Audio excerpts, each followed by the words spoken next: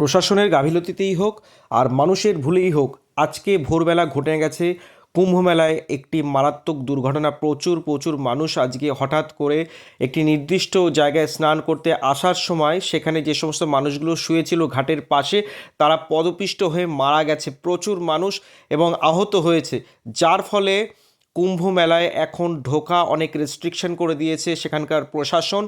এবং যার ফলে আপনারা দেখতে পাচ্ছেন সারি সারিভাবে এই গাড়িগুলি দাঁড়িয়ে আছে। 24 ঘন্টা 48 ঘন্টা ধরে কিন্তু এই গাড়িগুলি এখানে রাস্তায় কিন্তু আটকে পড়েছে। তাই যারা ভাবছেন যে কুম্ভ মেলায় যাবেন তারা পরিকল্পনা পিছিয়ে দিন।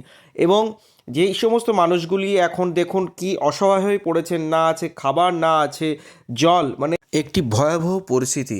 যে সমস্ত মানুষগুলি মারা গেছে তাদের আত্মার শান্তি কামনা করি, এবং যারা পরিকল্পনা করছেন যে যাবেন তারা দয়া করে কিছুদিনের জন্য পিছিয়ে দিন। শুধু এইটুকু ছিল বলার। ভিডিওটি শেয়ার করে দেবেন।